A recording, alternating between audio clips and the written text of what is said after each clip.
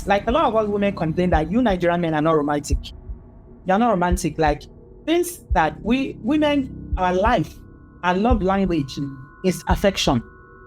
If we don't have an emotional connection with a man or with our husband, it's difficult for us. But a lot of you men don't understand what this means for us. You think that, for instance, women are just being petty. What's the problem?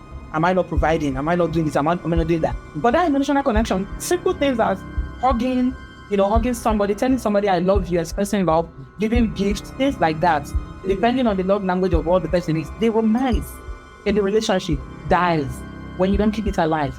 Really? Yeah, so. Because you are not taught, you see, you are not taught how to love. You see how our children are, they are very affectionate because I have chosen to teach them hugging. Yes. So this is something I've taught our boys now. And now they hug easily. They hug. They are so used to it, but you weren't taught. Simple thing like that. A simple thing as hug can make all the difference to a woman. Listen, I personally don't think, such views are very relative. And it depends on how, because there are so many ways of showing love.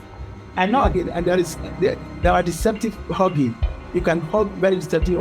It can happen. What is like the process? Yeah. Well, there's a lot of paths up the mountain, but the ideal process is two people sit down and they map out, what do you want to do with the kids? What's going to make sense? Like, well, you work this night, I work this night, so you'll have the kids this night or that night. I mean, ideally, people could sit down at the kitchen table with a piece of paper and just map it out. But second best is you go to a mediator. That's a person who's usually an attorney or an accountant who's trained, who knows what issues to talk about. And they walk through it with you and they'll say, all right, here's the things we have to decide. And they don't represent either person, they represent both people in a sense. The next step from that is you get two attorneys that work collaboratively, that just don't come at each other, don't try to vilify either side, and just try to work, come up with identifying assets, valuing them, and how to divide them, figuring out what's going on, and just doing it that way. Stand down, put your kids through college, not mine. Marriages are unions between couples and every day. So what is the needs? Are there lessons to be learned? The first lesson to learn is things happen. In local parlance, my people will say, things they occur. Yes, things happen. Life happens, and certain things are inevitable. Another thing to learn is that things are not always the way they appear. So do not take people's claims at surface level. Learn to look deeper, think critically, analyze situations. When things go wrong, when things go against your expectations, what do? What is the right step to take?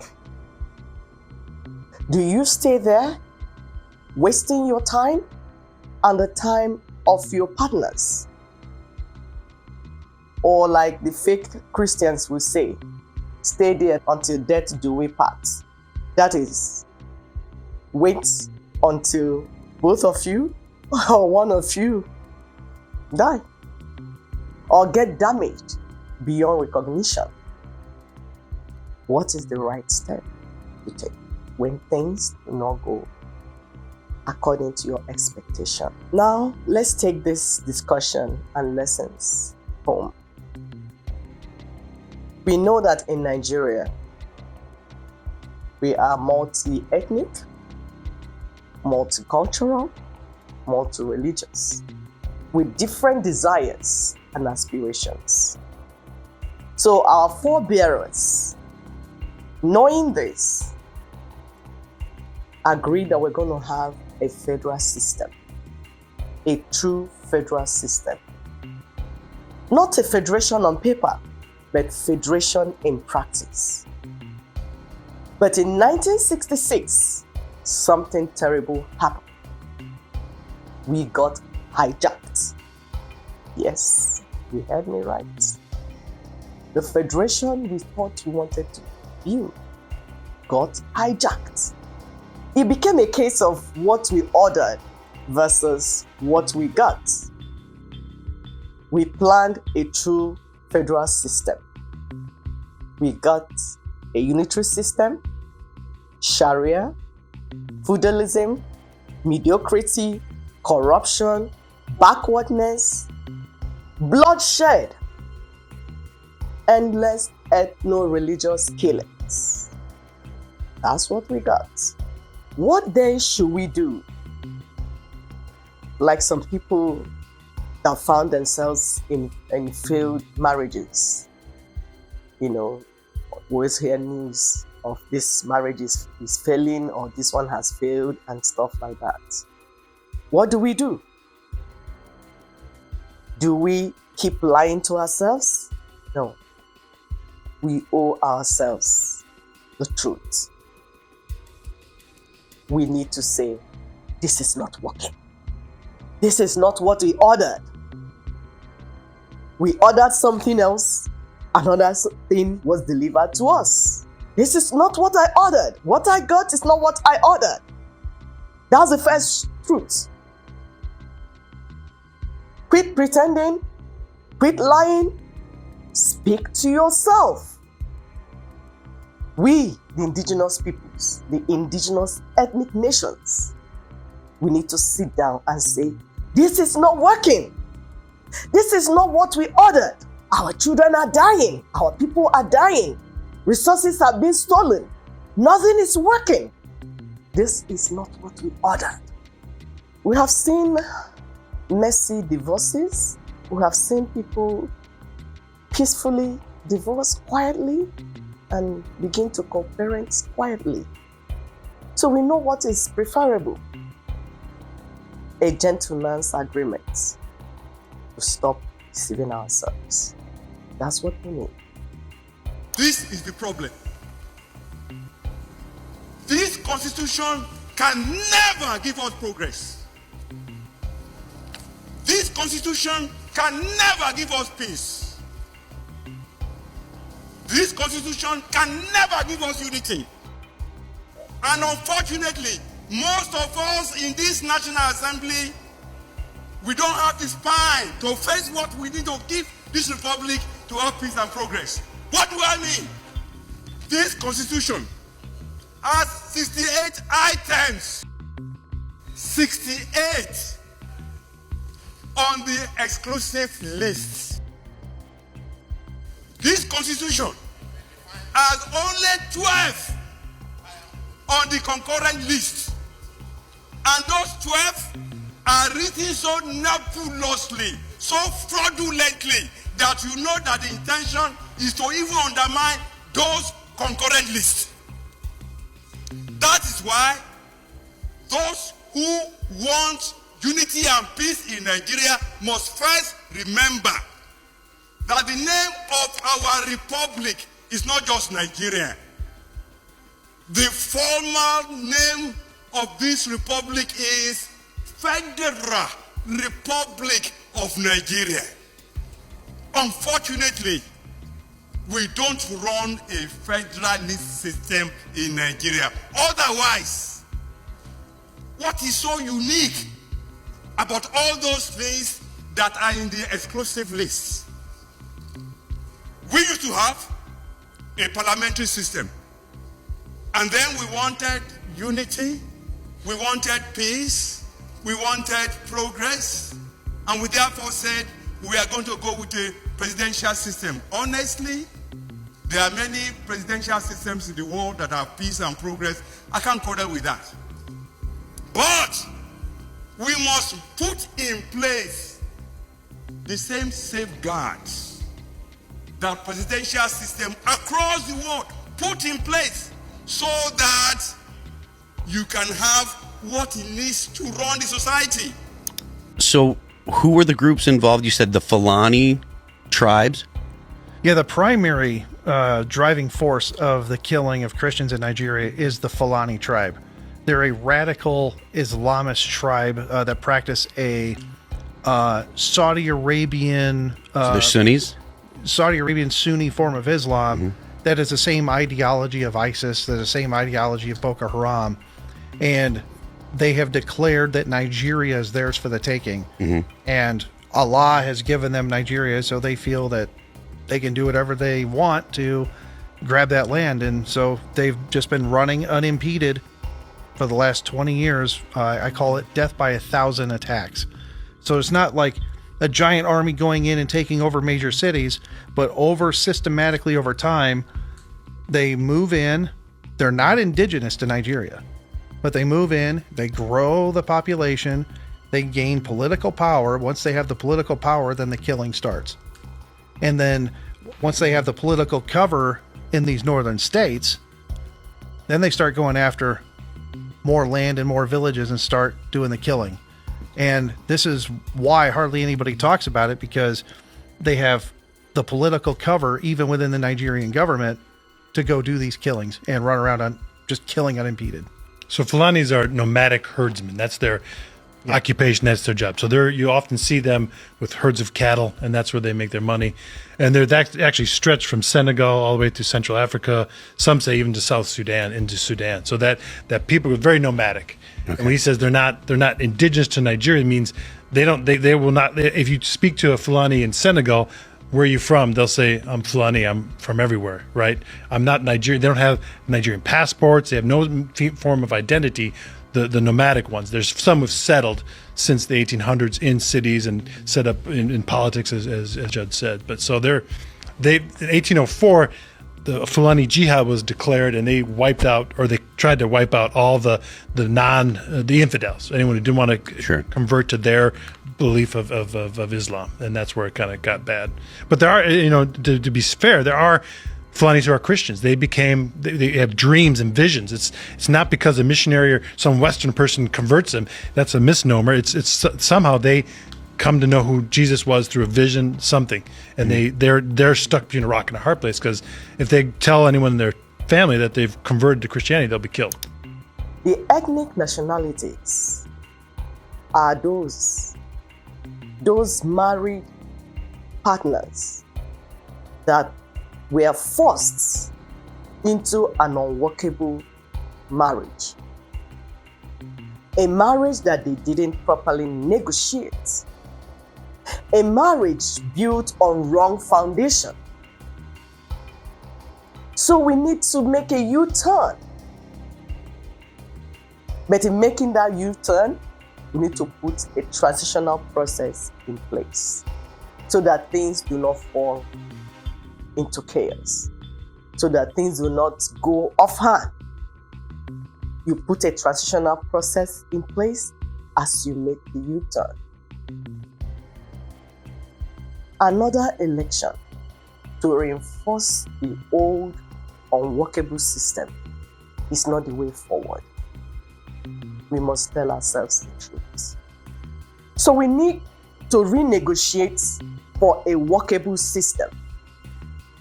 It could be a federation, it could be a confederation, it could be an outright exit.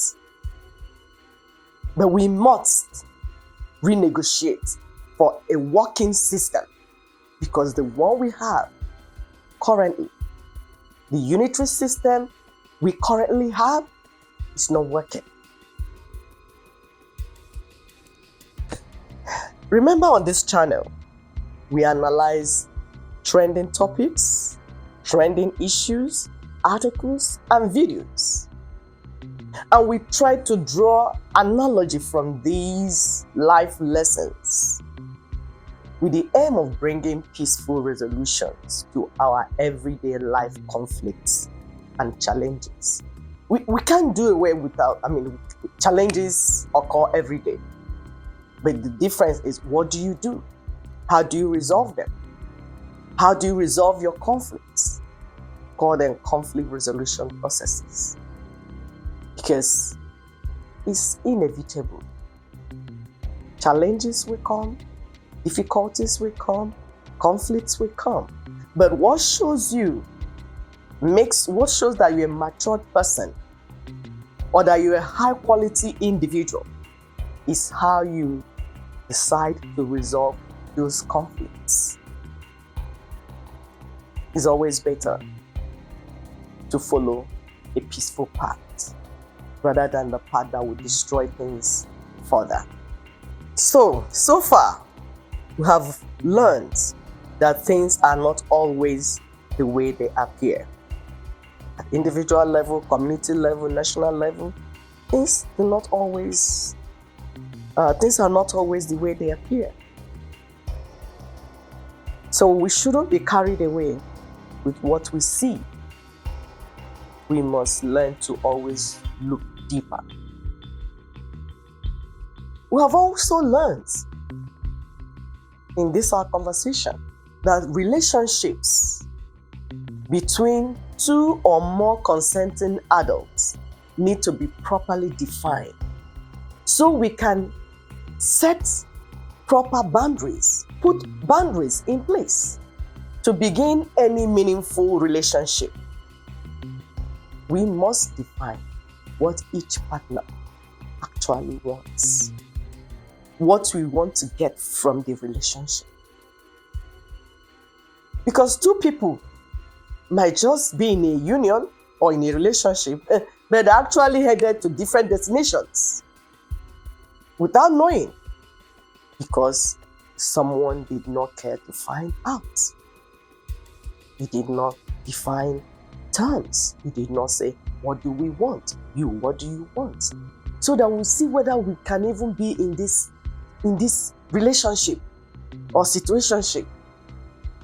Because some people, what they have is situationship, not relationship. Like the Bible will say, can two go except they agree?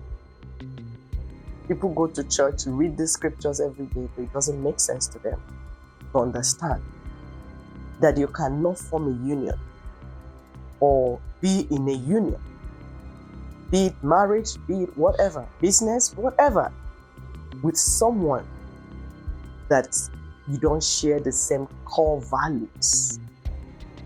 You will not make it, because you are heading to different destinations. Your desires are different. Your aspirations are different. Your values are different. You cannot have anything meaningful. You will not have anything meaningful out of that relationship. So like we said, problems are part of life. Challenges are part of life. They are inevitable. But in solving problems, it's important to avoid religious emotional manipulations. Instead, it's always better to apply critical thinking and reasoning. Be careful not to misrepresent facts to your intended partners. Because you know what? If you lie too long, one day, truth will catch up with you. That is true. Can't lie forever. That's why it's always good to present facts. Let your partners have the facts, or your intended partners have the facts. If they can deal with it, fine. If they can't deal with it, then they go. Thank you for joining us in this channel.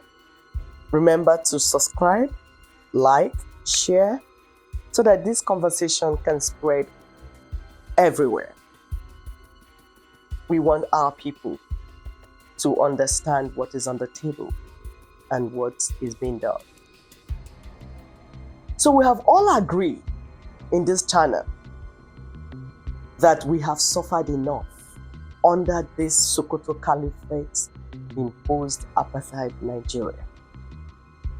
And we, the Indigenous Ethnic Nationalities, are now seeking a meaningful relationship. We are seeking a meaningful future. So for us to head somewhere positive, it's important for all partners to be on the same page. We cannot afford to have terrorists and terrorist facilitators roaming freely in our midst, threatening genocide, Sharia law, feudalism, instead of democracy, rule of law, and secularism that we had in mind. Peace and harmony are not built on coercion and compulsion.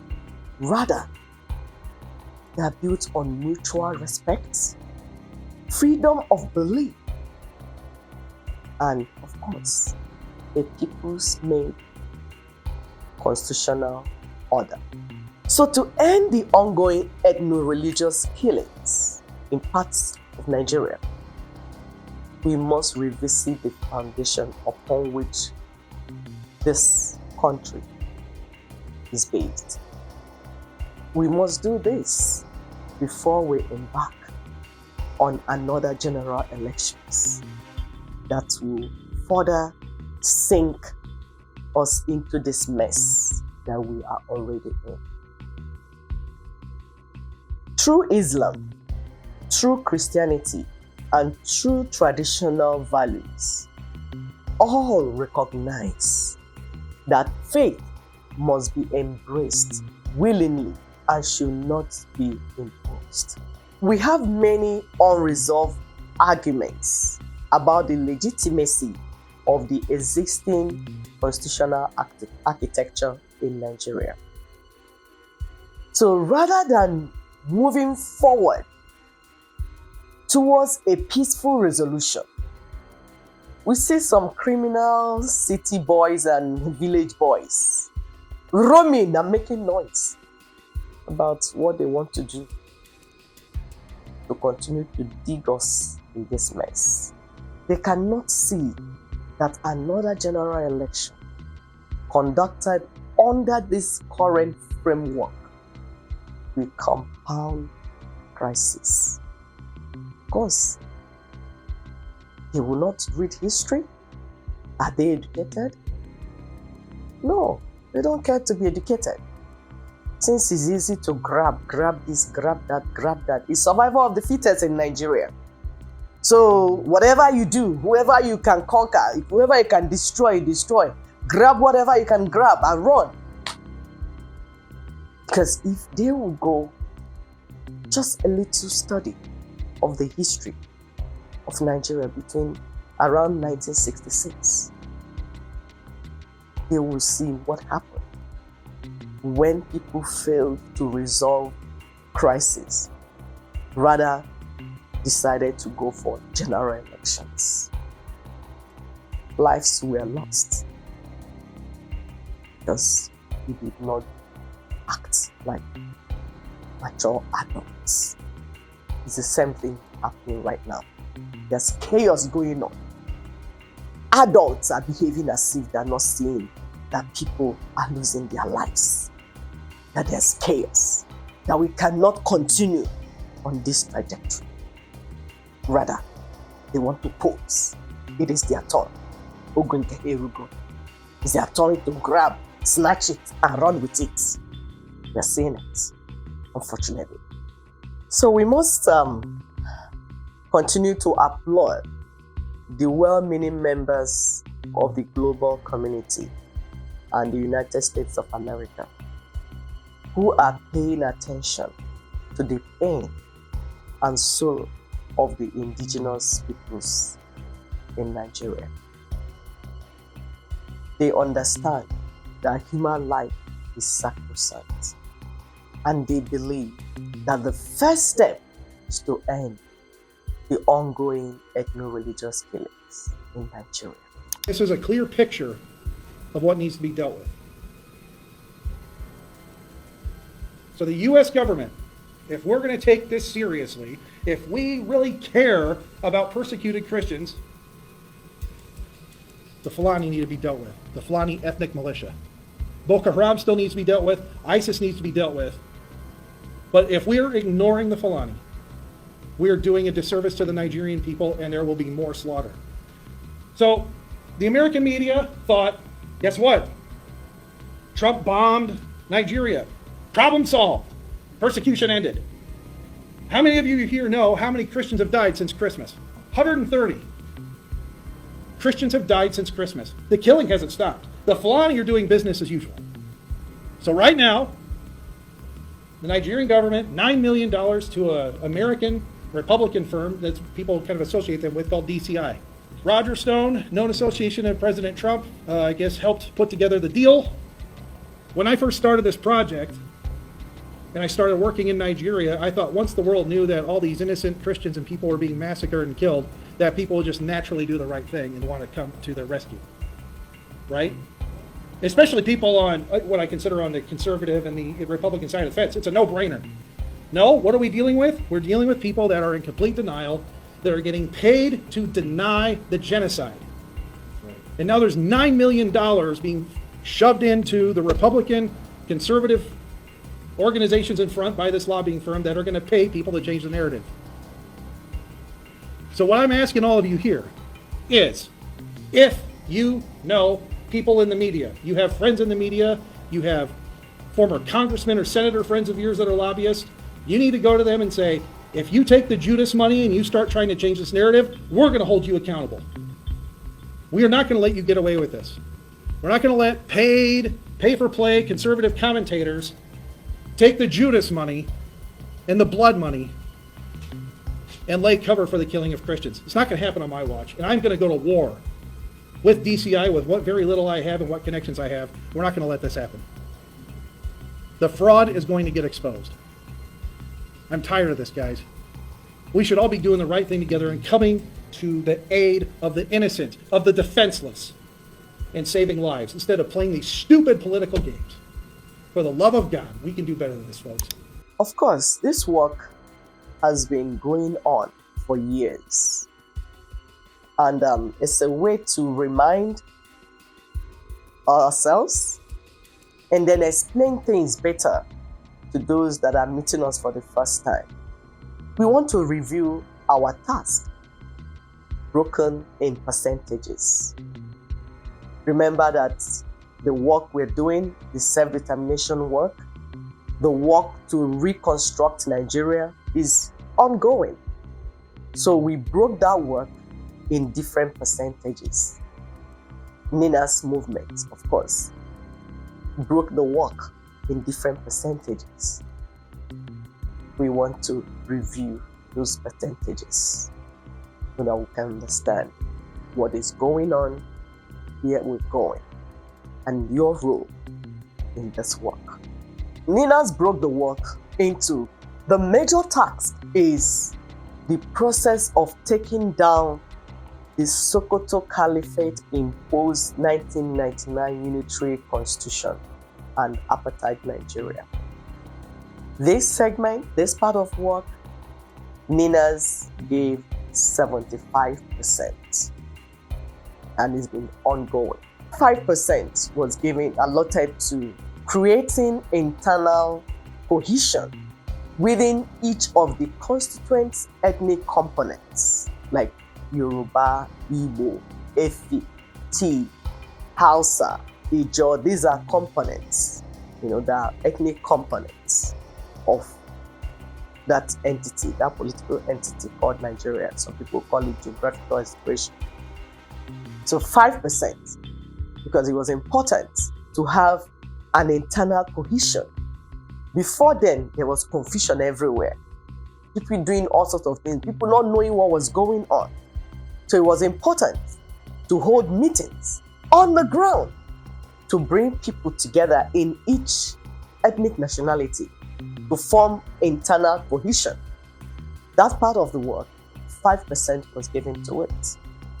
Another 5% was given to the work of creating multi-regional alliance between the indigenous peoples to show on the map the alliance territory and Sharia territory.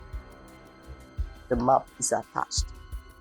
Another 5% was allotted to international imperatives, international outreach, international alliances. Nina's recognized the fact that we have non-Nigerians that are in Nigeria doing one business or the other. So it was important to discuss with them. So those nations, diplomats, ambassadors, anyone that had anything to do in that space, information was taken to those major countries to discuss and understand what the problem is, what the solution is. So another 5% was created, was allotted to these aspects of the work. Another 5% was allotted to transitioning mechanisms from present unitary constitutional and governance order to the true federal constitutional and fully negotiated order via constitutional force majeure. That's another 5%. And then the last 5% was allotted to mobilization of the public.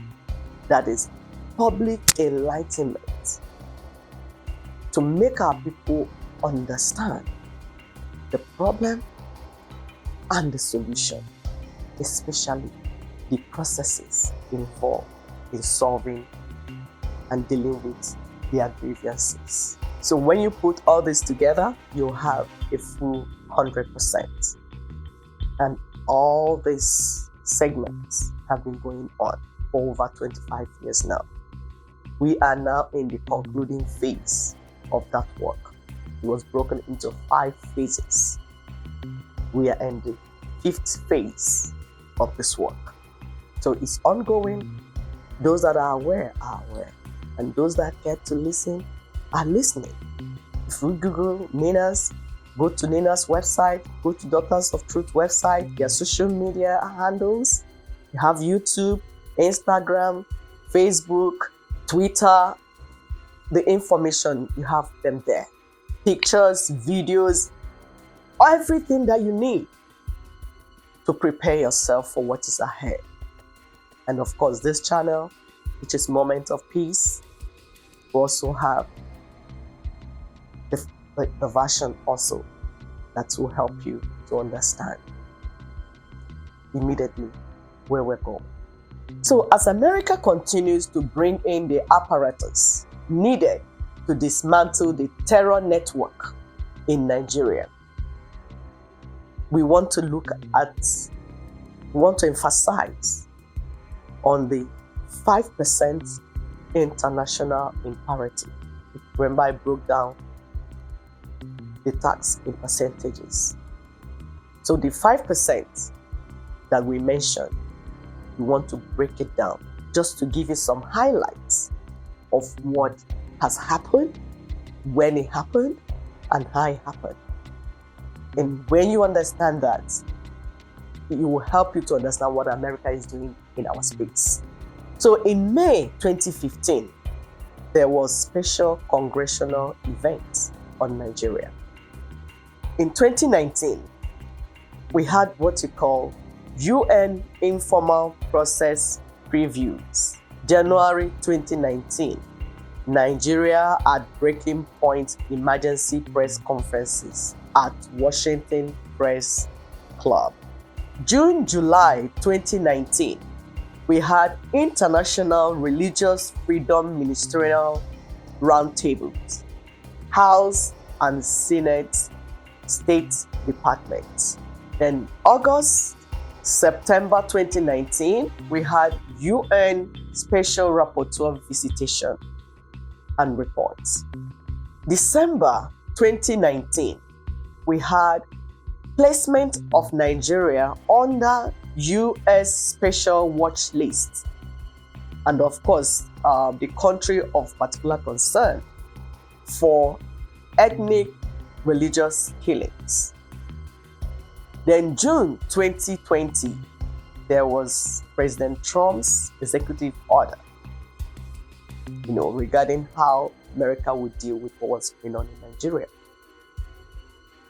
2025, of course, after the interlude of the Democratic Party, we came back, of course, to continue the assignments. So 2025, that's last year, there was redesignation of Nigeria as country of particular concern. And then Christmas Day last year, we had Sokoto Caliphate attack. We are breaking these things down because some people don't understand what is going on, and we're trying to make our people to understand.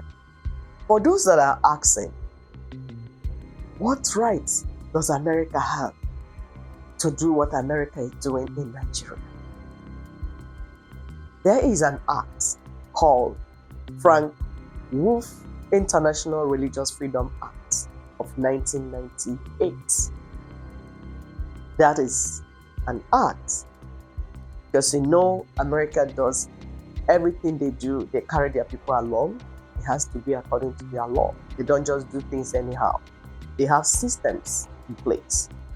And this is the type of thing we are trying to do in Nigeria, to have proper system so that things will work the way people want them to work.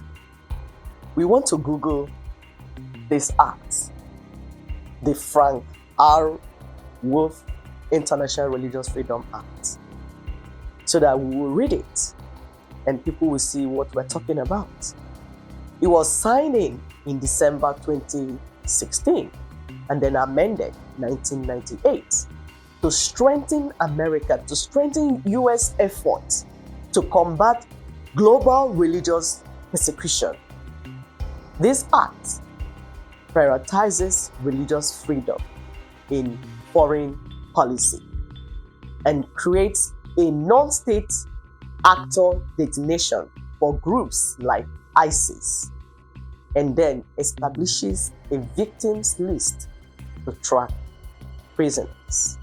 So if we continue with this international imperative, we want to ask a question. Fulani Sokoto Caliphate, this caliphate that has been doing all this in Nigeria, this Sokoto Caliphate that was attacked, bombed on Christmas Day, do they qualify to be tagged foreign terrorist organization? Just type in the comment section. Just say yes or no. FTO designation. With all that you've heard they've been doing to the indigenous people in Nigeria. You see some of them coming out to brag, threaten people about Sharia law, about genocide, about this and that. Tell us, what do you think? Do they qualify to be tagged a foreign terrorist organization? Just write in the comment section. Of course, we know that currently there's a list on the table that involves the terror, those that are financing terror in Nigeria, and those that are facilitating terror in Nigeria, and even at international level. Because one thing our people do not know is that some of their politicians, some of the people they see as politicians, are international terrorists. America has been tracking them from other countries and other activities they've been part of. So don't be surprised when you see certain things happening. Go and check for information. You will get more information. But what is concerning right now is that as we speak, the Nigerian government is dealing with at least 3 frontline enemies of America. Go and check. You will see at least 3 of them. What do you think should happen? We're asking questions. What should happen? What do you think needs to happen? Type it in the comment section, please. Put down your opinion. What do you think? What do you expect? What are you thinking that might happen? Remember, we said from the beginning of this discussion that it's good to define terms and conditions of any relationship. Whether it's marriage between a couple or relationship between individuals, communities, ethnic nationalities, it's important to define what you want so that you make sure that you are all on the same page. So with all that is going on, what do you think the indigenous ethnic nationalities should be doing at a time like this? Very simple. We tell them to continue to organize themselves, organize their spaces, organize their people from the grassroots, so that they will make sure that there are no ungovernable spaces in their communities and in their neighborhoods. as terrorists and terror facilitators are being incapacitated and pulled out of our space, because it's something that we need to do collectively. We're going to work together with the American forces. Prepare yourself. You don't need to be a casualty. You don't need to fall victim. You don't need to be ignorant. That's why we're here on this channel, to make sure that our people get accurate information and you do what you're told. But now, all you need to do is a good citizen of the society, as a member of Indigenous Ethnic Nationality. Organize yourselves. Get informed. Do not be at the wrong place at the wrong time. And do not say things that you don't know. Don't just talk for talking's sake. Don't just pick up things you want to create content with them. Remember, we're talking about human lives. People are dying, and we need to stop that. Our people are suffering. Nigeria is an oil-producing country. There's no reason why we should not have state-of-the-art hospitals, schools, good roads, pipe-borne water, anything you have in countries like America, Europe, everything. We ought to have those things and more in that space. We are not getting them because of the system, the wrong system in place. And that is why we are saying that wrong system needs to go down. And we need to renegotiate the union so that we can begin to build a well-deserving society for our people. We do not need to go all around the whole world causing chaos, because we are in search of food. Our land has enough resources to support our people and to cater for our people. The only problem is the system. So we need to bring down the apartheid system in Nigeria and put in place the people's system. A system that will recognize every member of that union and then put into consideration their aspirations and desires. Thank you very much.